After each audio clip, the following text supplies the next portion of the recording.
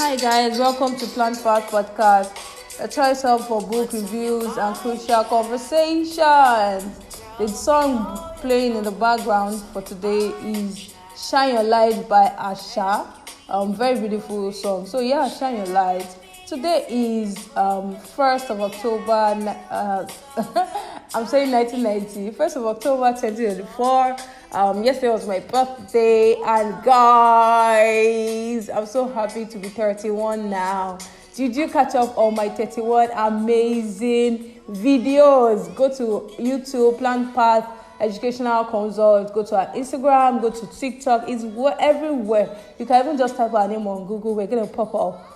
There are 31 amazing videos telling you about me, telling you about my thought process, my values, and things I hold in high esteem. Trust me, they are all short videos, they are relatable, and they are just easy to love. Trust me, the views have been amazing. So I want you to go check on that. And today on our podcast, today is 1st of November. How many days do we have to the end of the year? We have, November has got 30 days as September, April, May, and November. September has 30 days. December has got 31 days. That's like 60 days to the end of the year. And we are like, oh my God. You know we sell books at Plant Path, by the way. So we are like, oh my God. So let's come and talk about one of the books we have available for sale, which is Atomic Habits by James Clear.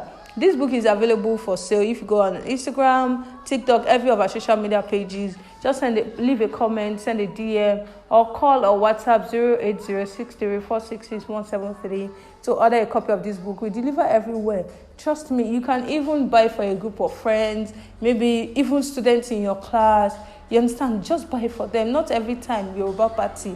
Buy for people and discuss it together. Because I believe that because my birthday is October 31st, right? So mentally, in a way, I kind of start my year from that end of October, November. So I've seen it over the years, right, that when people seem to be winding down for the year, they're like, things are not happening in the year again and all of that. That's, kind of like I said, my own new goals, my own priorities. I redefine my priorities, my friendships and everything. I just reset usually. And I usually found that I've gotten really amazing results between November and December. Last year, I remember I won a grant, and I really hope that we'll win a lot of grants this year as well. And you understand, that's the mindset I want you to imbibe. There are still contracts that are going to come in this year. There are still a lot of amazing good things that are going to happen this year. You understand? Because we are not going to wind down mentally. We are still going to just put in our best, and as we do the ones that we can do, the things we're supposed to do for ourselves, God will do the rest for us. So that's why this book is coming up. Tiny changes, remarkable results, an easy and proven way to build good habits and break new ones. Over 1 million copies have been sold. I think this book is a classic, honestly.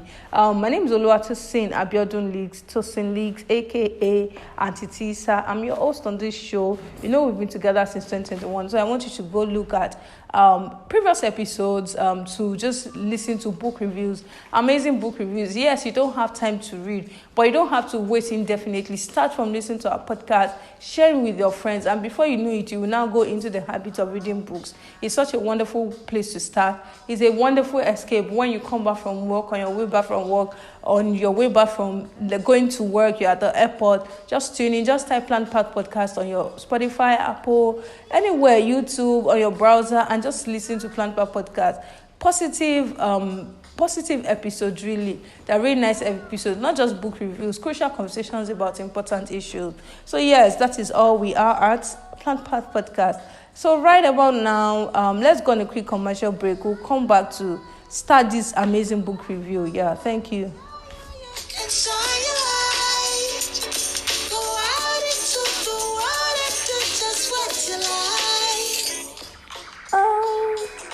Welcome back from our break, from a tiny little break, because this is Tiny Habits, Remarkable Results.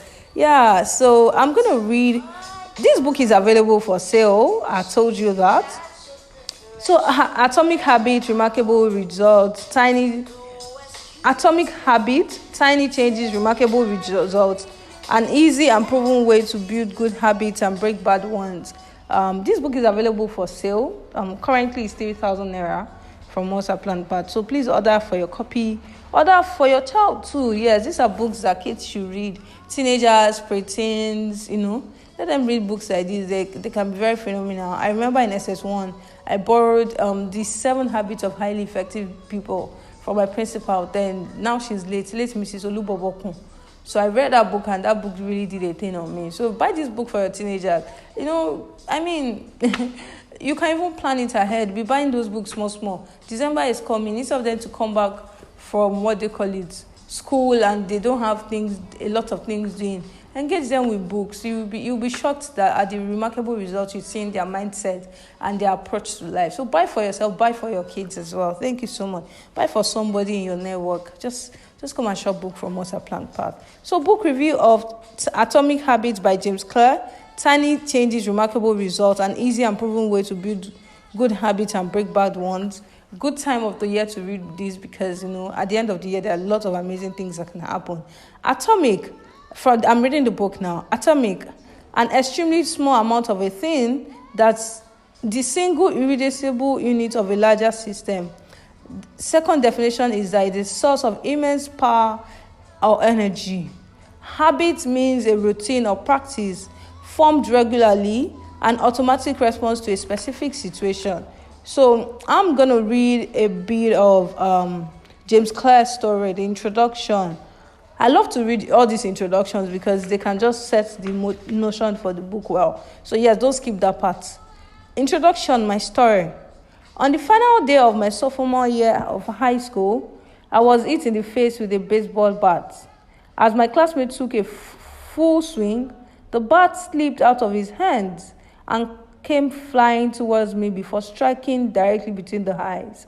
I have no memory of the moment of impact. The bat smashed into my face with such force that it crushed my nose into a distorted U shape.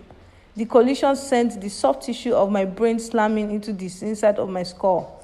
Immediately, a wave of swelling surged through my head. In a fraction of a second, I had a broken nose, multiple skull fractures, and 2 shattered eye sockets. Wow. When I opened my eyes, I saw people staring at me and running over to help. I looked down and noticed spots of red on my clothes. One of my classmates took the shirt off his back and handed it to me. I used it to plug the stream of blood rushing from my broken nose.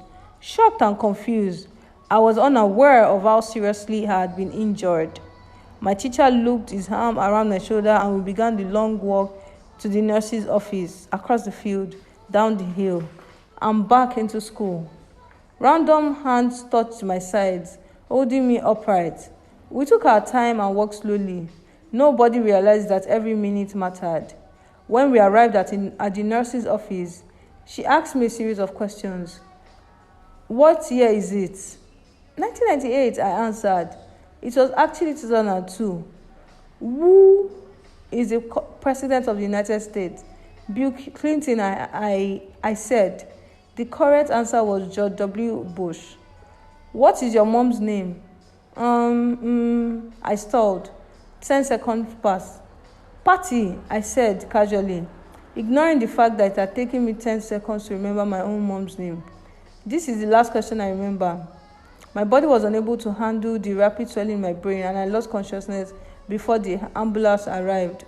Minutes later, I was carried out of school and taken to the local hospital. Shortly after arriving, my body began shutting down. Wow. I struggled with basic functions like swallowing and breathing. I had my first seizure of the day. I then stopped breathing entirely. As the doctors hurried to supply me with oxygen, they also decided the local hospital was on a cube to handle the situation and ordered a helicopter to fly me to a larger hospital in Cincinnati. I was rolled out of the emergency room doors and towards the helicopter helipad across the street. The stretcher rattled on a bumpy sidewalk as one nurse pushed me along and the other pumped each breath into me by hand. My mother, who had arrived at the hospital a few moments before, climbed into the helicopter beside me. I remained unconscious and unable to breathe on my own as she held my hand during the flight. While my mother rode with me in the helicopter, my father went back to check on my brother and sister to break the news to them. He choked back tears as he explained to my sister that he would miss her 8th grade graduation ceremony that night. After passing my siblings off to family and friends, he drove to Cincinnati to meet my mother. When my mom and I landed on the roof of the hospital, a team of nearly 20 doctors and nurses sprinted onto the helipad and wheeled me into the trauma unit. By this time, the swelling in my brain had become so severe that I was having repeated post-traumatic seizures. My broken bones needed to be fixed, but I was in no condition to undergo surgery.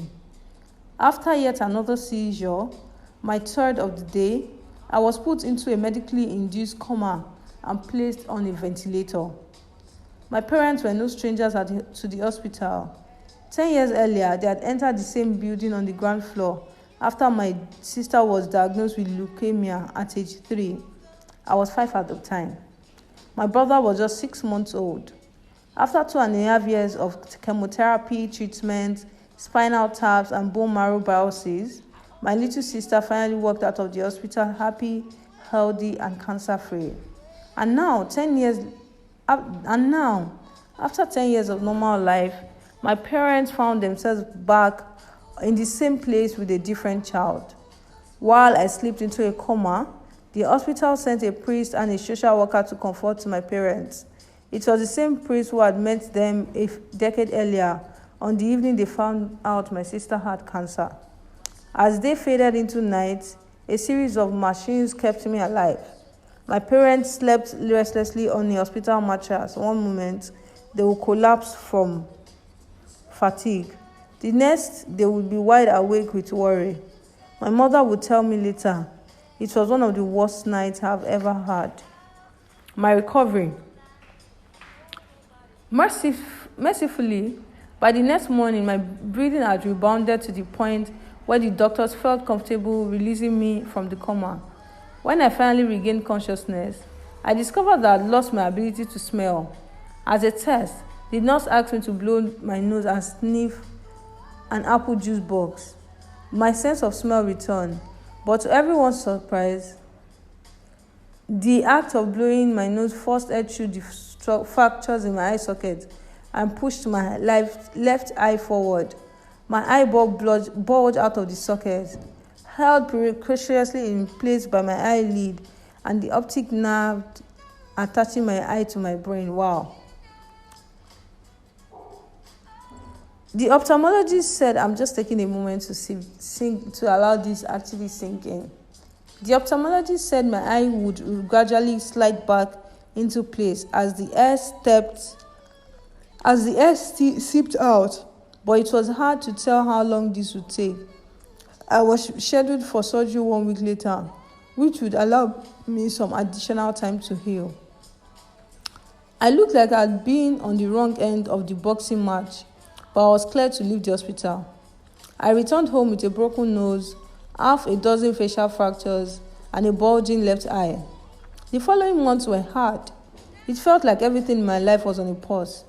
I had double vision for weeks. I literally couldn't see straight. It took more than a month, but my eyeball did eventually return to its normal location. Between the seizures and my vision problems, it was 8 months before I could drive a car again. At physical therapy, I practiced basic motor patterns like walking in a straight line. I was determined not to let my injury let me down. But there were more than a few moments I felt depressed and overwhelmed. I became painfully aware of the fact that I had to go when I returned to the baseball field 1 year later. Baseball had always been a major part of my life. My dad had played minor league baseball for St. Louis Cardinals, and I had a dream of playing professionally too. After months of rehabilitation, what I wanted more than anything was to get back on the field. But my return to baseball was not smooth. When the season rolled around, I was the only junior to be cut from the varsity baseball team. I was sent down to play with the sophomores on junior varsity. I had been playing since age 4, And for someone who has spent so much time and effort on the sport, getting caught was humiliating. I vividly remember the day it happened. I sat in my car and cried as I flipped through the radio, desperately searching for a song that will make me feel better. After a year of self-doubt, I managed to make the varsity team as a senior, but I rarely made it on the field. In total, I played 11 innings of high school varsity baseball, barely more than a single game. Despite my Lockstar high school career, I still believe I could become a great player, and I knew that if things were going to improve, I was the one responsible for making it happen. The turning point came 2 years after my injury, when I began college at Denison University. It was a beginning, and it was a place where I would discover the surprising hard power of small habits for the first time. Amen. Wow. I just have to say amen. So I decided to read directly from the book today so that you would actually appreciate how things were so bad for James Clear. So the next section of the book is how he learned about habits. So did you get it in the face by a fake baseball hat? Did you have multiple skull fractures? Is your eye bulging out? Do you have fractures of your nose? Do you have multiple seizures in a day? I kind of doubt that you do, right? So what I'm trying to say is that, things can be very bad. Things can be very bad. You may be born in a place that it just seems like life is not fair on you. But today we are going to be discovering the power of tiny little habits that can change your life immensely. Like I always tell people, your parents have done their own, life has happened. But you happen to life. Do your own and do it well. So let's go on a quick commercial break to talk about how we learned about habits. Then we can move to chapter 1.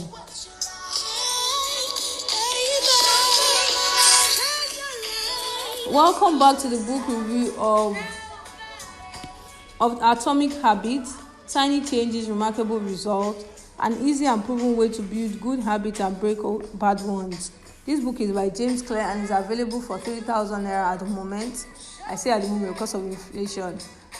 At Plan Path Educational Consult. So send us a DM, a comment. Just even write a comment on this episode that you're listening to, and we'll get a copy across to you as you pay.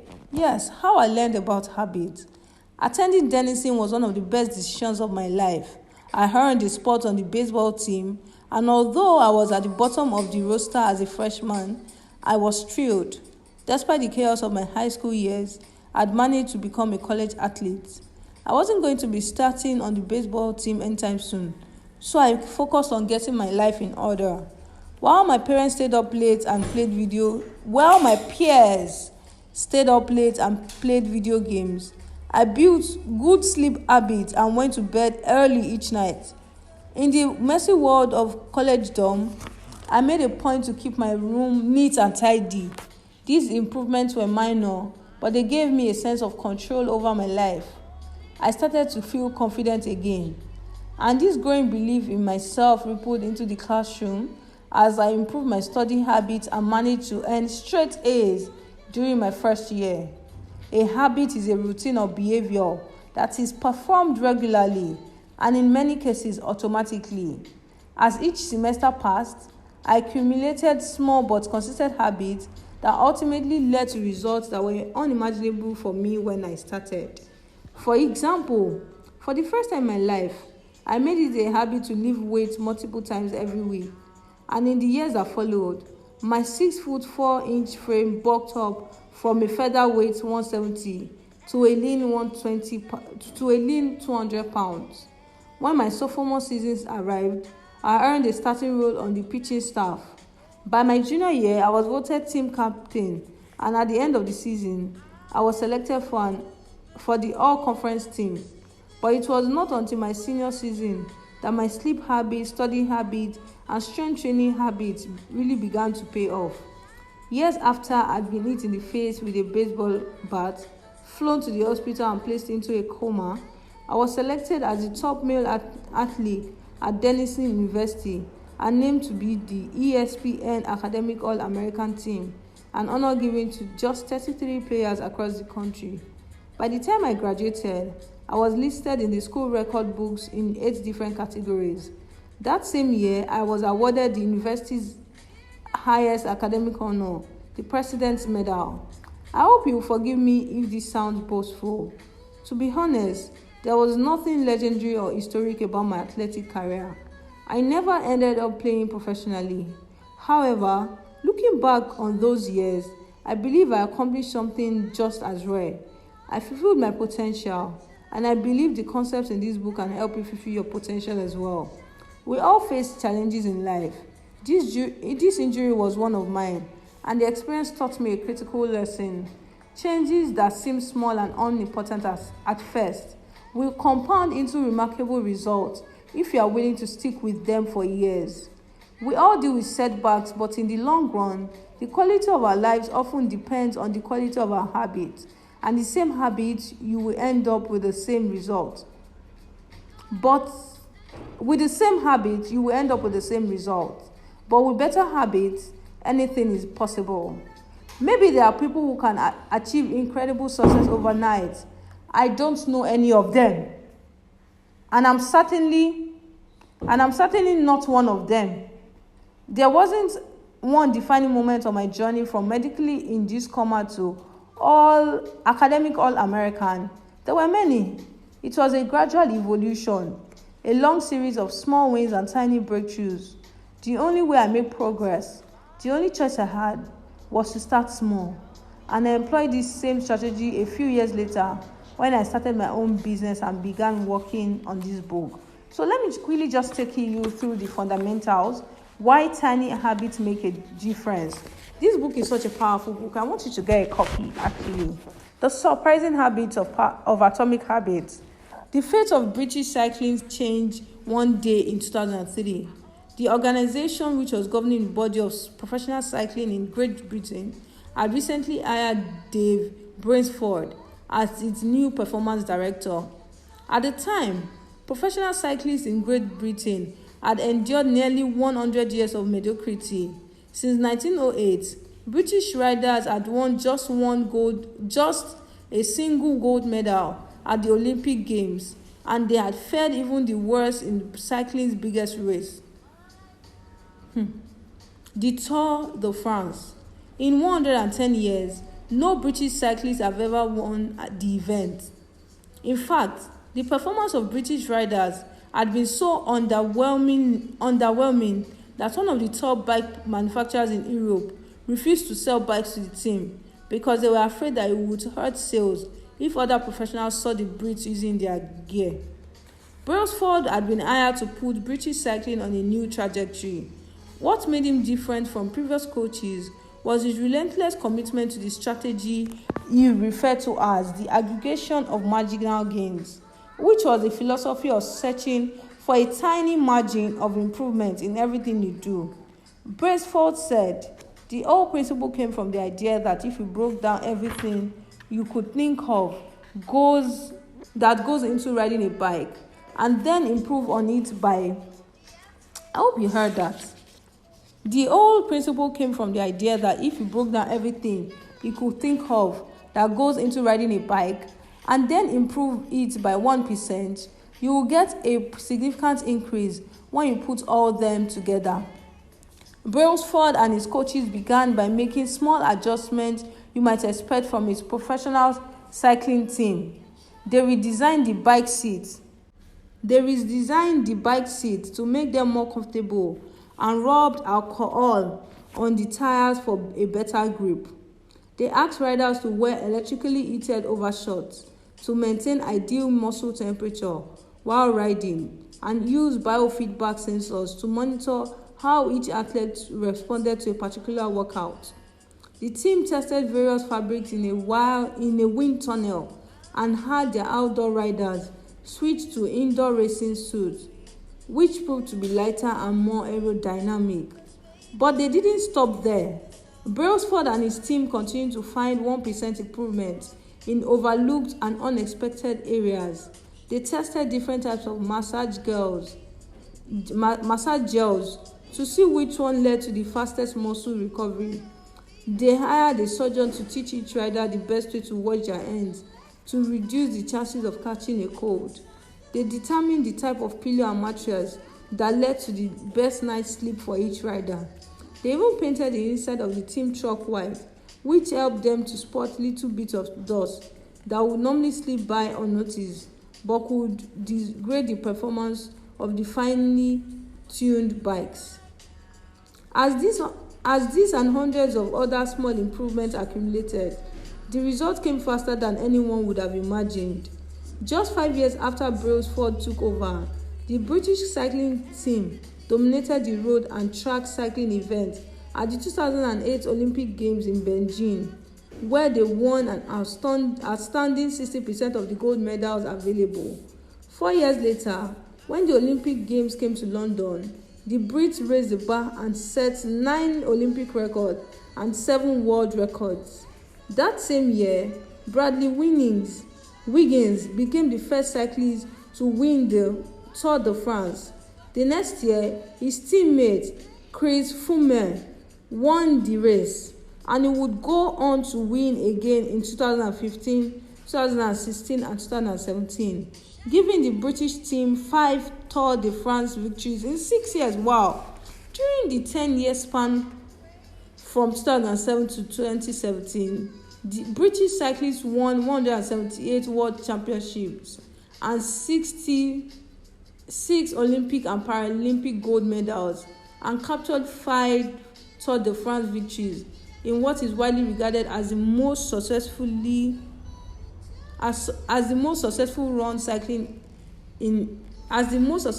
in cycling history. How does this happen? How does a team of previously ordinary athletes transform into world champions with tiny changes that at first glance would seem to make a modest difference at best? Why do small improvements accumulate into such remarkable results, and how can you replicate this approach in your own life? Why tiny habits make a big difference? Let's quickly read this part before we close up. I want you to get a copy of this book. It's very good. If you've got a team, you're leading a team, you understand, or you just want to make significant progresses in your life between now and the end of this year, please make sure you get a copy of this book. It's currently 3,000 naira planned per educational consult. So send us a message to get it. Why small habits make a big difference? It's so easy to overestimate the importance of one defining moment and underestimate the value of making small improvements on a daily basis. Too often, we convince ourselves that massive success requires massive action, whether it is losing weight, building a business, writing a book, winning a championship, or achieving any other goal. We put pressure on ourselves to make some earth-shattering improvements that everyone will talk about. Meanwhile, improving by 1% isn't particularly notable. Sometimes it isn't even noticeable, but it can be far more meaningful, especially in the long run. The difference a tiny improvement can make over time is astounding. Here's how the math works. If you can get 1% better each day for 1 year, you will end up at 7 times better than the time you are done. Conversely, if you get 1% worse each day for 1 year, you will decline nearly down to 0. Conversely, if you get 1% worse each day for 1 year, you will decline nearly down to 0. What starts as a small win or minor setback accumulates into something much more. 1% better each day. Do you remember this quote that was quite popular? You remember this quote that was popular, this graphics, 0.99 raised to power 365 equals 0.03, but 1.1 raised to power 365 equals 37.78. You remember that popular quote? I wish this was video. Don't worry, we'll translate to video very soon. This was video so that you can see these graphics, these infographics. Habits are the compound interest of self-improvement. The same way that money multiplies through compound interest, the effects of your habits multiply as you repeat them. They seem to make little difference on any given day, Yet the impact they deliver over the months and years can be enormous. It is only when looking back 2, 5, or perhaps 10 years later that the value of good habits and the cost of bad ones becomes strikingly apparent.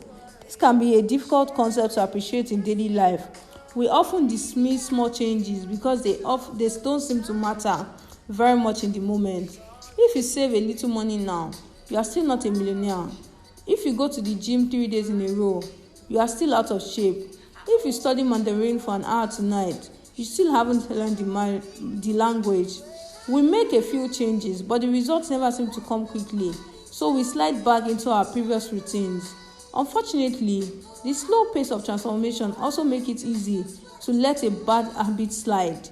If you eat an unhealthy meal today, the scale doesn't move much. If you work late tonight and ignore your family, they'll forgive you. If you procrastinate and put your project off until tomorrow, there will usually be time to finish later. A single decision is easy to dismiss. But when we repeat 1% errors day after day, by replicating poor decisions, duplicating tiny mistakes, and rationalizing little excuses, our small choices compound into toxic results. It is the accumulation of many missteps, a 1% decline here and there, that eventually leads to a problem. So you can have a good appreciation of this. The next page is talking about positive compounding and negative compounding. If you really are very serious about making the remaining part of this year count, I think you should get a copy of this book. Honestly, we are selling. Please get from us. Thank you so much. Other parts of the book says make it obvious, the first law, make it attractive, make it easy, make it satisfying, how to go from being merely good to being truly great, and the conclusion, the secret to results that last. Thank you so much for listening to this book review. This feels like a book reading as well.